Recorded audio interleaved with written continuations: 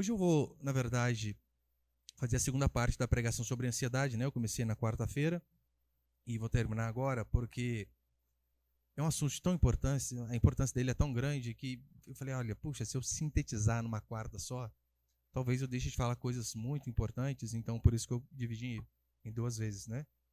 Mas vamos lá. Como vencer a ansiedade? Filipenses capítulo 4, versículo 6. Não andeis ansiosos por coisa alguma, pelo contrário, sejam os vossos pedidos plenamente conhecidos diante de Deus por meio de oração e súplica com ações de graças. E a paz de Deus, que ultrapassa todo o entendimento, guardará o vosso coração e os vossos pensamentos em Cristo Jesus. Quanto ao mais, irmãos, tudo que é verdadeiro, tudo que é honesto, tudo que é justo, tudo que é puro, tudo que é amável, tudo que é de boa fama, se há alguma virtude, se há algum louvor, nisso pensai. O que aprendestes e recebestes e ouvistes e vistes em mim, tudo isto praticai e o Deus de paz estará convosco. Até aí tá bom, olha para cá. Para você entender o que eu vou dizer hoje aqui, né? Se você puder depois ouvir a pregação completa no YouTube lá, fica muito mais fácil. Mas sintetizando, né, bem resumidamente o que eu falei na última quarta, você lembra qual era o contexto da carta de Paulo aqui aos Filipenses? Paulo, ele estava preso e os filipenses, a quem ele escreveu essa epístola, heresias estavam entrando na igreja do Senhor, de Filipos.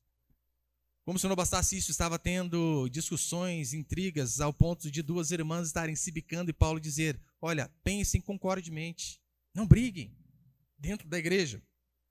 Como se isso não fosse bastante, Paulo estava, bem possivelmente ele seria executado. Ele estava ali, talvez, num momento de tristeza, com a possibilidade de ser executado. Ele tinha todos os motivos para ser alguém angustiado, deprimido, ansioso. Você procura fazer o que é certo o tempo todo e, de repente, você se encontra numa situação dessa, como a dele, preso, brigas na igreja, heresias entrando, uma possível morte, né, iminente. Ele tinha tudo para ser ansioso, para ficar preocupado, mas ele faz justamente o oposto. Ele vai para outro caminho. Ele não só fica angustiado e ansioso, como ele explica qual o segredo de não se ver ansioso, mesmo em situações totalmente difíceis, controversas.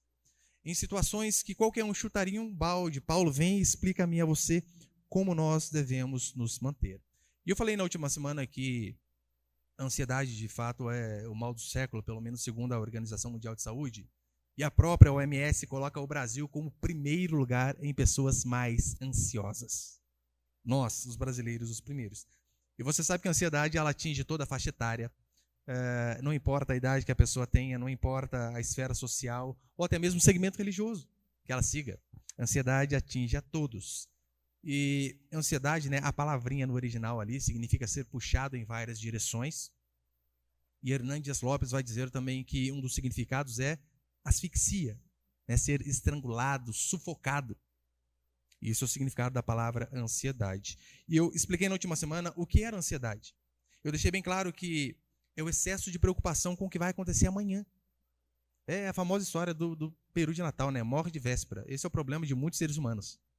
Ficam o tempo todo pensando no amanhã. E Spurgeon ele vem dizer que a nossa ansiedade, ela não esvazia o sofrimento futuro. Ela apenas mina as nossas forças presentes. Ficar ansioso não resolve nada o problema da manhã. Pelo contrário, as nossas forças de hoje, elas vão minando. E existem diversas coisas que podem produzir ansiedade. E Jesus, quando ele vai dizer para eu e você não andarmos ansiosos, você lembra sobre o que ele diz? Não andeis ansiosos quanto ao que haveis de comer, beber, quanto ao que haveis de vestir. Ou seja, ele fala de coisas terrenas, de coisas que todos nós precisamos, necessitamos dessas coisas, comer, beber, se vestir, precisamos. E ele vem dizer justamente que sobre essas coisas nós não devemos andar ansiosos. E é óbvio, né, há uma gama de outras coisas que podem nos trazer ansiedade, como desemprego. Oh Deus, o cabeça do lar, o homem, ficar desempregado é frustrante. Ele não saber se ele vai ter como trazer o sustento para sua prole, para sua casa, é angustiante demais. O desemprego é terrível, contas vencendo, né? Porque o final do mês está chegando e você, às vezes, ainda se vê no vermelho. com as mãos amarradas, crise conjugal, problemas familiares, enfermidade, luto. Essas coisas nos trazem angústia. E eu deixei bem claro que a ansiedade, ela é, na verdade, um sintoma de que nós temos tirado os nossos olhos do Senhor. Ficar angustiado, preocupado demais com o amanhã, significa que os nossos olhos não estão mais fitando o nosso Deus, olhando para Ele de forma fixa, sabendo que Ele é quem nos guarda, Ele é o nosso provedor, Ele é o nosso sustento. Então nós não podemos tirar os olhos dele de forma alguma. E eu terminei dizendo que há um remédio para a ansiedade, óbvio, né? Porque de que nada adianta você dar o diagnóstico, apontar a enfermidade, sem uma possível cura, sem algo que vai nos ajudar. E eu falei no último culto dizendo isso, né? Não fique ansioso que na próxima semana eu termino. Então, vou terminar agora, você vai ver como que Paulo aqui nos ensina. Ele basicamente vai dizer que nós combatemos e vencemos a ansiedade quando nós oramos corretamente, pensamos corretamente e quando nós agimos corretamente. Eu quero falar desses 3 princípios aqui, né? Põe ali o primeiro, por favor, meu irmão.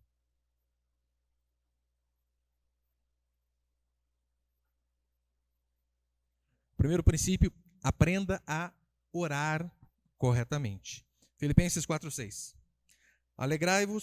Verso 6. Não andeis ansiosos por coisa alguma, pelo contrário, sejam os vossos pedidos plenamente conhecidos diante de Deus por meio da oração e súplica com ações de graça. Oração é o antídoto para não se andar ansioso.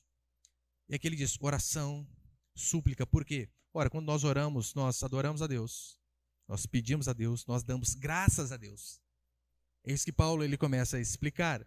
Tanto é que as pessoas mais simples, elas se tornam grandes teólogas quando elas dobram o joelho, quando elas clamam ao Senhor de todo o coração, quando elas fazem como Ana, que no momento de angústia, doida para ter um filho, ela clama tanto ao Senhor que o próprio sacerdote olha a ela e diz: você está bêbada, porque ela não conseguia nem falar, nem palavras saíam de sua boca.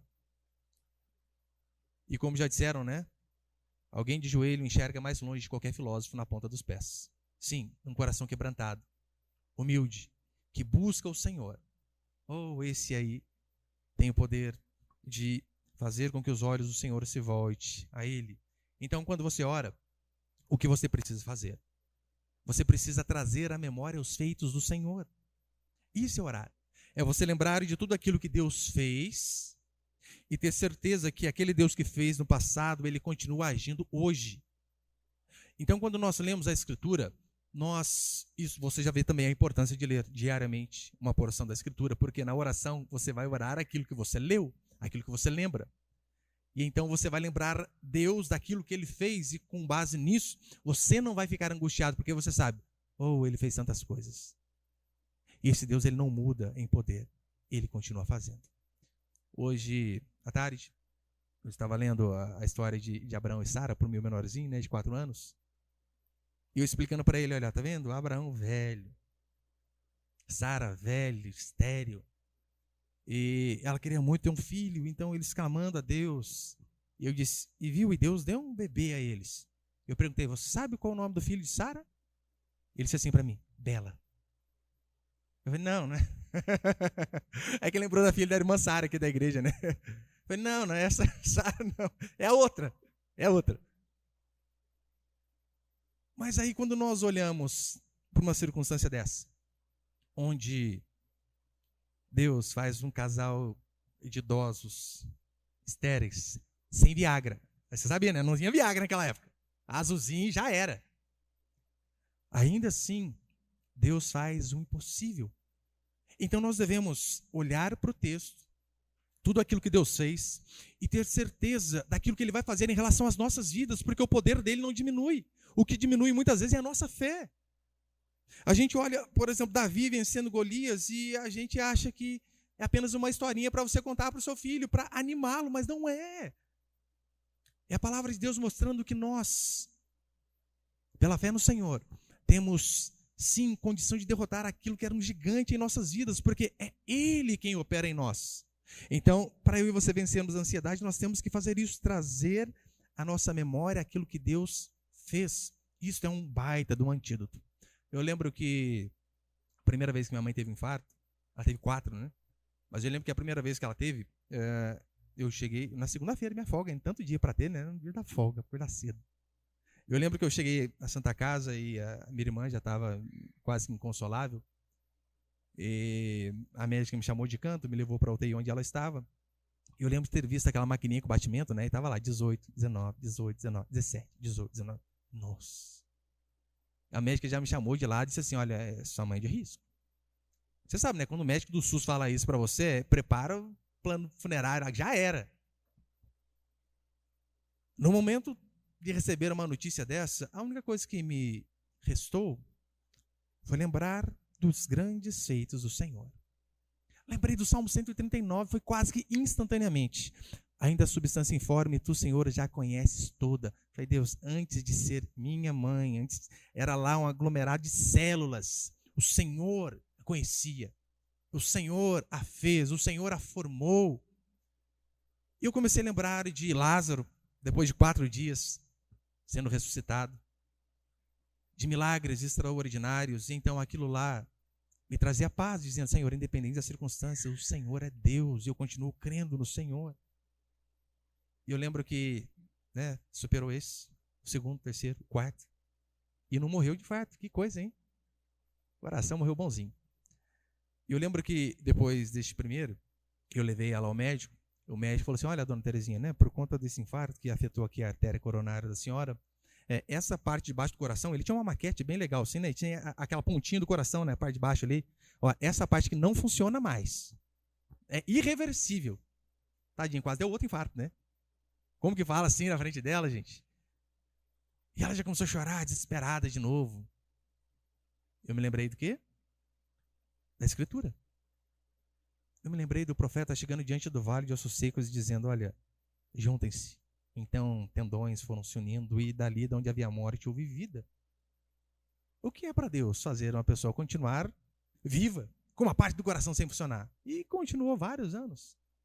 Então, se você lê a Escritura, se você ouve a Escritura, se você ora a Escritura, nesses momentos de angústia, de tribulação, de aflição, é isso que vai trazer a mim e a você paz. Para que nós não venhamos andar ansiosos. Daí você lembra de Deus abrindo o mar, né? Você acha maravilhoso. Aí você está sem emprego, você é descrente, acha que Deus não pode abrir uma porta de emprego. Acha que Deus não pode fazer isso mesmo numa pandemia, mesmo em um momento onde o desemprego é alto. Você vê Deus cuidando do seu povo com pão que caiu do céu, que descia do céu. Ou você lembra quando Deus trazia comida via passarinhos para o povo? Primeiro delivery da Escritura, né? Via pássaro. Ou você vê Deus cuidando do seu povo de formas miraculosas. Só que às vezes você fica angustiado, achando que na sua vida não vai ser assim. Achando que de você ele não vai conseguir. Você olha para um marido que talvez é um demônio dentro de casa mesmo. E você pensa, será que é possível esse infeliz converter aqui? Eu falo isso para você porque esse era o pensamento da minha esposa em relação a mim. Então, se você olha para a palavra do Senhor e você vê Moisés assassino. Lembra que ele matou um egípcio? Então, depois nós vemos um homem que tinha contato face a face com o Senhor. E o Senhor dá a lei pelas mãos dele. Se Deus fez na vida dele, meu querido, você acha que ele não pode fazer? Sua esposa, marido, filho, parente, pai, mãe, óbvio que pode. A questão é, onde está a sua fé? Lembre das grandes obras do Senhor. Lembra que o nosso Senhor fez esse nosso universo material sem matéria pré-existente, apenas pelo poder da sua palavra. Não tinha uma matéria-prima inicial. Apenas a sua palavra. Esse é o nosso Deus. Esse Deus que fez o universo é o mesmo Deus que diz para mim e para você: não andem ansiosos. Eu é quem cuido de vocês. Mas a gente teima em ficar angustiado. A gente teima em ficar triste. A melhor maneira de entender isso, talvez, seja através de crianças, né? Crianças, você sabe, tem algumas idades que tem aqueles porquês que nos deixam com a cabeça fritando. E cada coisa que às vezes meus filhos perguntam para mim, pai, que tal coisa? Eu pergunto para sua mãe. Daí, às vezes a mãe não sabe, pergunta para o Google. A gente não tem todas as respostas, é difícil. Mas é mais ou menos o seguinte, conta que uma vez uma criancinha chegou para o pai e disse assim, pai, qual o tamanho de Deus? Como você explica isso para uma criança? Qual o tamanho de Deus? Então, o pai sábio, né, morava perto do aeroporto, mostrou uma aeronave bem de longe no céu. Ele disse, filho, tá vendo aquele avião? Aquele é o tamanho de Deus. E o menininho olhou, pai, pequenininho. Se eu pôr a mão na frente assim, né, some. Deus é minúsculo. Então, ele levou o menino à pista, diante de um Airbus enorme, com 500 pessoas de capacidade, e disse a ele, qual o tamanho desse avião? Pai, é enorme! Eu não consigo nem ver o final dele. E o pai cristão com a sabedoria disse assim, olha, assim é Deus. Quanto mais longe você está, menor ele fica. Por quê? Porque é você que está se afastando. Mas quanto mais próximo dele você vai, mais você vê o seu tamanho. E mais você pode confiar nele. É assim que eu e você temos que crer no Senhor. Porque quem não adora a Deus nas horas de angústia, vai sempre viver aflito. Quem não acredita, quem não confia no Senhor, vai sempre viver aflito. Por isso que eu e você devemos constantemente orar, porque oração é se vacinar contra a ansiedade. Oração é primordial. E olha o que ele vai dizer no versículo 7. E a paz de Deus que ultrapassa todo entendimento, guardará o vosso coração e o vosso pensamento em Cristo Jesus. Guardará o vosso coração e a vossa mente. Aqui guardar, a palavra original é no sentido de montar guarda. Fazer, né, um cercado, uma guarda ao nosso redor. E a paz de Deus que excede. Deixando bem claro, ele não diz que a paz de Deus aqui é a ausência de problema. Porque muitas pessoas pensam que é assim, né? Olha, se você está firme com Deus, se a paz de Deus é sobre sua vida, você não vai ter problema nenhum. Não, não é isso que a Escritura diz. Não é a ausência de problema e só a presença de coisas boas. A paz de Deus é aquela paz que só o Senhor dá mesmo em meio a aflições. Mesmo em meio a angústias. Mesmo como Paulo, preso, abandonado por muitos, prestes a morrer e com um monte de problema. É por isso que ela excede todo entendimento. Então, o primeiro princípio, o primeiro remédio para nós vencermos a ansiedade é aprender a orar corretamente. O segundo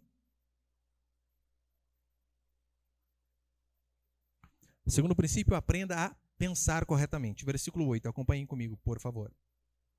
Quanto ao mais, irmãos, tudo que é verdadeiro, tudo que é honesto, tudo que é justo, tudo que é puro, tudo que é amável, tudo que é de boa fama, se há alguma virtude, se há algum louvor, nisso pensai.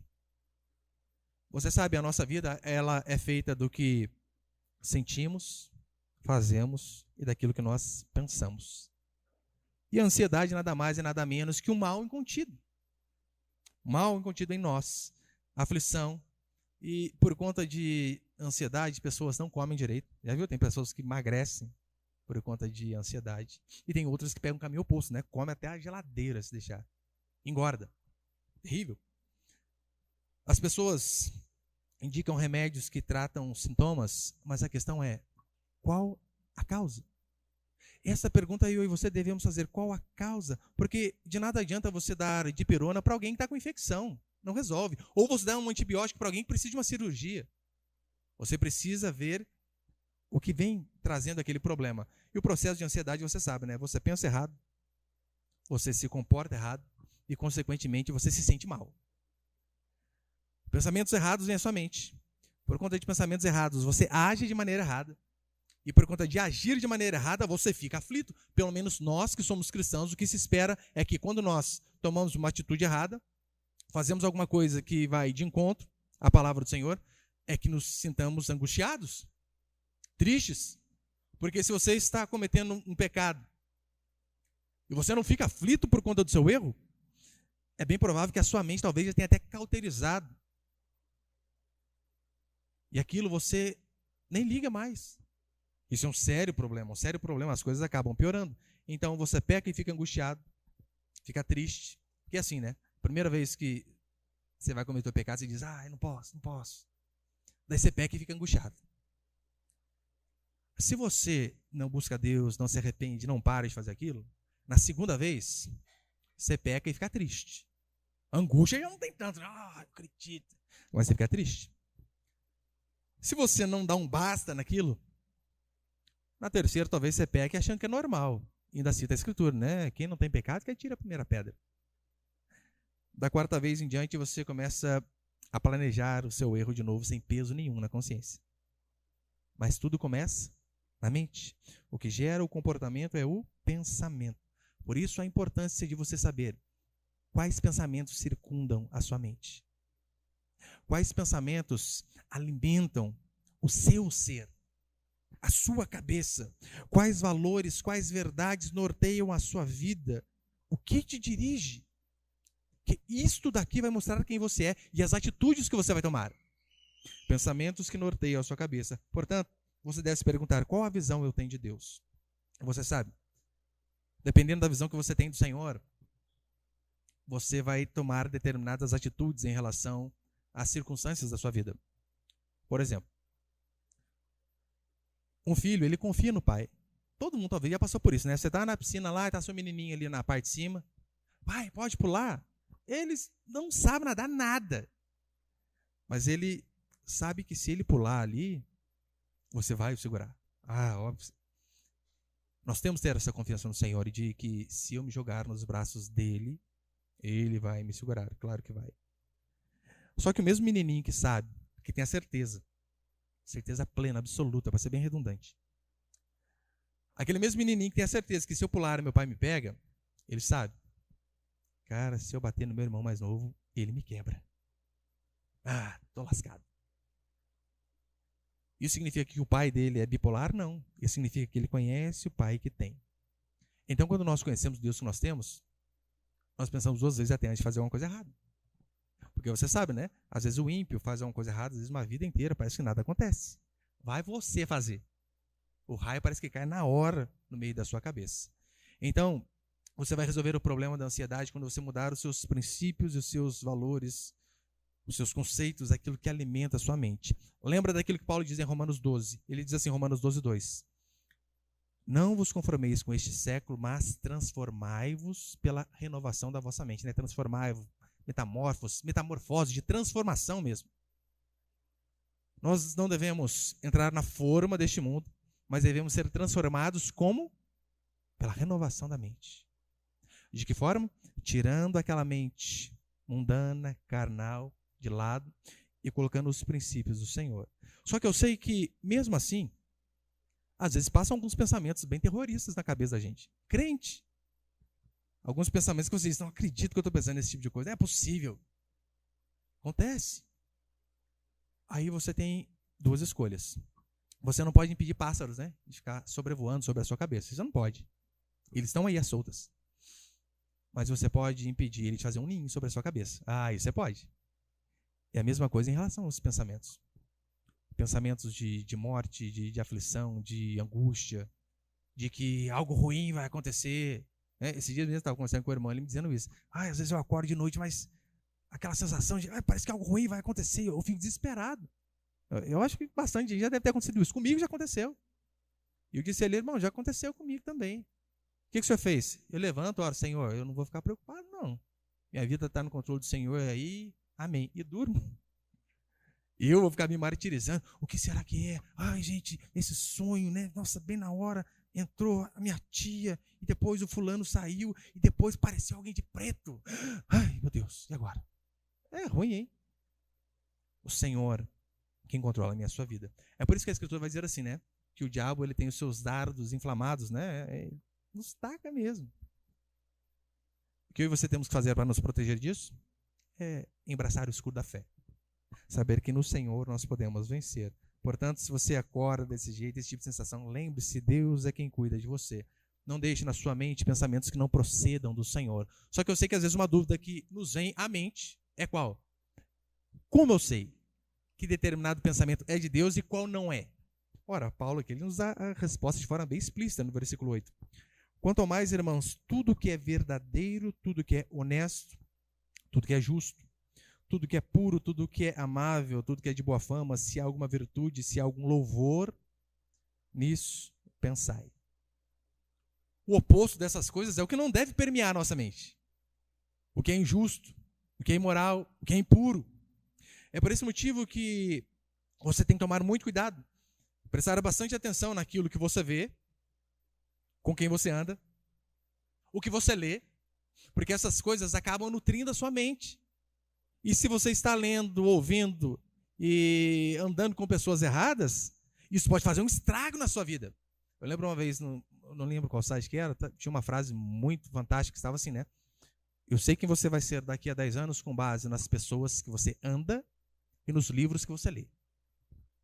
Dá para ter, sim, esse diagnóstico, prognóstico, dá para ter tranquilo.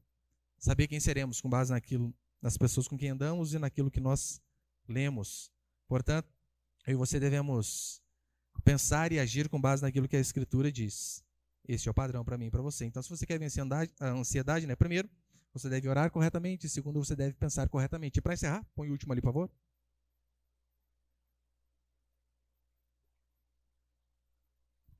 Para encerrar, aprenda a agir corretamente. Versículo 9. O que aprendestes e recebestes e ouvistes e vistes em mim, tudo isso praticai e o Deus da paz estará convosco. Tudo que vocês ouviram, aprenderam de mim, pratiquem. Você sabe, né? O conhecimento, ele é algo fantástico. Nos liberta. Nos liberta. Mas, como eu disse domingo, tem muitas pessoas que elas são apaixonadas por ouvir sermão. Elas gostam apenas de ouvir. Elas não querem praticar. Elas ouvem, às vezes, para escrever um artigo lá no Facebook, no Instagram e de repente desbancar alguém, para mostrar que tem um certo conhecimento. Ela apenas adquire, se enche de conhecimento, mas não pratica aquilo. Conhecimento é algo fantástico. Tanto é que Paulo, quando ele está diante de Festo diz assim: ô Paulo, muitas letras te fazem delirar. Ou seja, Paulo, você estuda demais. Não dá não, vai devagar. Eu sei que por conta disso, né, algumas pessoas vão para o lado oposto, achando que, por exemplo, um pastor, uma pregação dessa aqui, basta você vir, abrir a boca e sai do nada, né? Que não precisa estudar, não precisa nada dessas coisas, não. Eu e você temos que lembrar que o conhecimento, ele é fantástico. Fantástico. Só que se você não coloca em prática aquilo que você sabe, de nada adianta. Guardar o conhecimento intelectual e não praticar vai redundar em mais peso, mais condenação sobre a minha e sobre a sua vida. Por quê? Porque mais é dado, mais é cobrado. E se você quer, de fato, se ver livre da ansiedade, meu querido irmão e irmã, você deve colocar em prática aquilo que você ouve da Escritura, aquilo que você lê. Você deve lembrar que tudo aquilo que a Escritura diz é para o nosso bem, ainda que às vezes o nosso coração pareça, né, que, mas eu não estou sentindo bem de fazer tal coisa. Mas se a Escritura diz para fazer, o problema está no seu coração e não naquilo que a Escritura diz. Não vá pelo que você sinta, vá pelo que a palavra do Senhor nos ensina. Tanto é que as maiores burradas que eu já cometi foi porque eu segui meu coração. Eu senti no meu coração de fazer isso. Me estrupiei. Me arrebentei. Casamento, imagina, alguém vai casar. Sentindo, não estou dizendo que não pode sentir, né? Paixão é maravilhoso. Dura 2 anos em média, mas maravilhoso. Mas você tem que conferir se aquilo que você sente está em acordo com a palavra de Deus. Se não estiver, fique com a palavra e não com o seu coração. Por quê? Corrupto e enganoso é o coração do homem. O seu é assim, o meu é assim, de todos nós é assim. Portanto, não adianta você saber, você sentir, se você não faz. Daí está lá, exemplo, né? Imagina, a pessoa está lá na igreja. Eu sinto que eu preciso contribuir mais, ajudar mais. Mas não se mexe. Não se voluntaria para fazer nada, não é fiel com o dízimo, não contribui, não quer ajudar ninguém, não quer estar junto, participar das coisas, não quer tomar algumas posições de liderança. Eu sinto que eu preciso fazer mais. Faça. E a mulher que sente que precisa fazer mais pelo marido, mas vive o desonrando, falando de qualquer jeito, atravessado, não pode. É o filho que sente que precisa de um melhor filho. Ora, você pode começar lavando seu próprio prato. Já é um serviço a menos para sua mãe. Então eu e você precisamos agir, precisamos nos dedicar. Você sentir que deve perdoar e não perdoar, não adianta. Você vem e ouve uma pregação sobre perdão, é verdade, tem que perdoar. Mas daí tem aquele infeliz da sua família lá que cometeu um absurdo com você. E você faz o quê? Não perdoa, então não adianta de nada. Nós não devemos ser apenas ouvintes, mas ouvintes e praticantes da palavra do Senhor. Por quê? Quando eu e você nós praticamos a palavra de Deus, o que vai acontecer comigo e com você é que o nosso coração e a nossa mente, eles se blindam contra a ansiedade. Literalmente, se blindam contra a ansiedade. Você está se prevenindo. Portanto, você deve ouvir a palavra do Senhor. Você deve usar todos os recursos que Deus te dá para vencer essas batalhas diárias que nós temos. E o que Paulo vai dizer aqui no final é que isso vai nos fazer experimentar a paz de Deus. Você sabe, né? Tem uma diferença. Uma coisa é paz com Deus, outra coisa é a paz de Deus. Para encerrar, óbvio, né? Terminar aqui. Para os crentes verdadeiramente nascidos de novo, qual que é a diferença, né? A paz com Deus é aquela paz relacionada à salvação. Aquela que Paulo vai dizer em Romanos 5, né? Justificados, pois, pela fé, temos paz com Deus por meio de Jesus Cristo. Isso daqui não tem a ver com sentimento. Paz com Deus não tem a ver com aquilo que você sente. Tem a ver com aquilo que você crê. Se você acredita de todo o seu coração que Jesus Cristo pagou o preço pelos seus pecados, que Ele morreu para que você pudesse ter vida, você não precisa chorar, você não precisa arrepiar, tremer, não. Você precisa apenas crer. Eu creio que o carpinteiro de Nazaré pagou o preço pelos meus pecados e a minha salvação não é com base no que eu faço, mas com base no que Ele fez por mim. Se você acredita nisso, ainda que você não derrame uma lágrima, você vai ter a paz com Deus. Porque diante do julgamento, tem alguém que pagou a sua dívida, então você pode ficar tranquilo. Agora, a paz de Deus é diferente. A paz de Deus tem a ver com relacionamento. Com o quanto você o busca, com o quanto você o conhece, com o quanto você confia. Paulo, ele tinha paz com Deus, porque ele sabia que no dia do julgamento ele seria absolvido. Mas ele também tinha paz de Deus, que mesmo na aflição, angustiado, ele sabia, essas coisas não me tiram a paz. Por quê? Eu sei em quem tenho crido. Lembra quando ele diz isso no final da sua vida? Eu sei em quem tenho crido. Eu sei. E isso você precisa saber. E como você sabe? É quando você a cada dia mais se aproxima do Senhor, o busca crescer no conhecimento dEle. E então, você vai ver que até em horas de tribulação e de dificuldade, é possível e você termos paz. Não estou dizendo que aquele que não tem paz no meio da aflição não é crente de forma nenhuma. De forma nenhuma. Existem sim muitos cristãos que se desesperam diante de aflições. Por quê? Porque ele tem apenas a paz com Deus. Por falta de conhecimento, de busca, de santidade, ele não tem a paz de Deus. Então, eu e você devemos lembrar que quanto mais eu e você buscamos o Senhor, mais eu e você nos vacinamos contra a ansiedade, a aflição, contra a angústia. E eu já falei aqui para os irmãos, né? Quando a minha esposa engravidou do terceiro filho, né? Já está no quarto agora, 9 meses. E ela veio e me deu uma notícia tão alegre, né? Você vai ser pai de novo, e sorridente, estava orando há bastante tempo já. Eu fui escovar o dente, lavar o rosto, voltei, ela estava às lágrimas, desesperada. O que vai ser de nós? Nós somos pobres. Louco, mas você estava rindo há 10 minutos agora? Está aí angustiada. Daí agora está falando para mim, né? Nossa, já nasce o Heitor, né? Sim. E o que a gente faz com o carro? Cabe 3 atrás? Não cabe não, cabe 5. A gente já deu carona um monte de gente, cabe. Aperta. Aperta que cabe. Você acha que eu fico angustiado por conta disso? Não, qualquer coisa a gente empresta a Fiorinha do Edivaldo. Lá cabe 5 crianças atrás, lá 6, 7, sei lá. Põe uma Kombi, arranca os bancos, tudo nele. Cabe mais uns 3 até para ter filho. Eu vou ficar preocupado com essas coisas aí? Não vou. Eu vou me preocupar em ser fiel a Deus, em ser honesto, em crer nele, em fazer aquilo que é correto. E o mais, meu irmão, eu até falo para ele, né? Porque eu vou orar às vezes, eu jogo a responsabilidade para outro, né? Para quem? Para Deus. Eu sei, ó, seus filhos aí estão querendo tal coisa.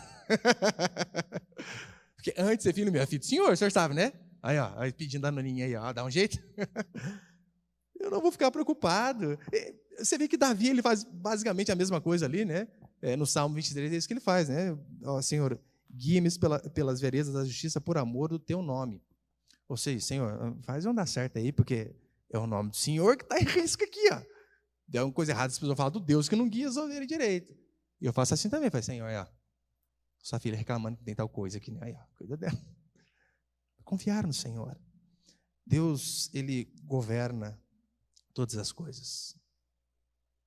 Controla todas as coisas. Inclusive a minha e a sua vida. E se você de fato crê nisso, meu irmão, isso é um baita de um antídoto, de um remédio para que você não ande ansioso. Amém?